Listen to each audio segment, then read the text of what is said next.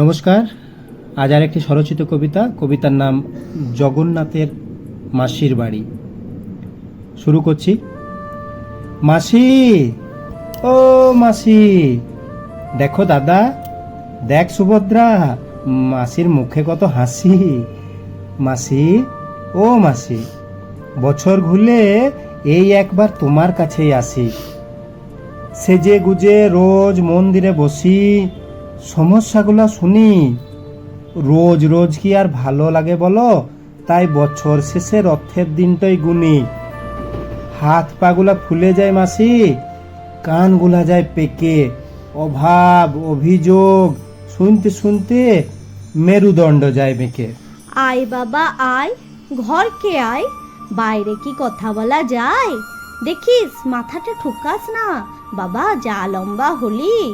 বলি হ্যাঁ রে বলরাম, সুভদ্রা, তোরা কোথা গেলি? বলি একসঙ্গেই তো এলি। রাস্তাতে দেখো খেলছে ওরা, কতদিন পরে পেয়েছে ছাড়া।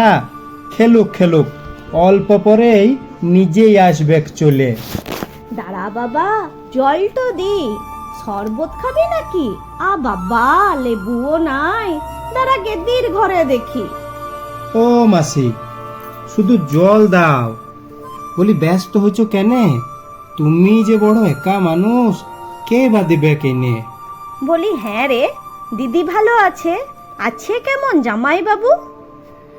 বাবা এখন ভালোই আছে, তবে মা হাঁটুর ব্যথায় কাবু।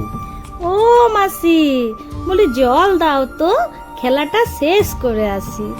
বলি আয় যাস না মা, আয় ঘামের মুখটা মুছে দি। বলি এই কদিন ঘামুক না মাসি, ঘামলে ক্ষতি কি? বেটা তোরা রাজার ছেলে, লোকে ভগবান বলে। ভগবান কি ধুলামাটি মেখে রাস্তায় গিয়ে খেলে? ভগবানকে হতে চাই গো মাসি, আমি তো মানুষই ছিলাম। ত্রেতা দাপর যুগে যখন রামকৃষ্ণ হয়ে এলাম, মানব জীবন যাপন করে দেখিয়েছিলাম পথ। সেই পথেই কাটা ছড়িয়ে মানুষ আমার জন্যে বানিয়ে দিল রথ। আড়ম্বর আর সাড়ম্বর, জাঁকজমকেই মাত, নিজের স্বার্থে মানুষ বানালো আমায় প্রভু জগন্নাথ।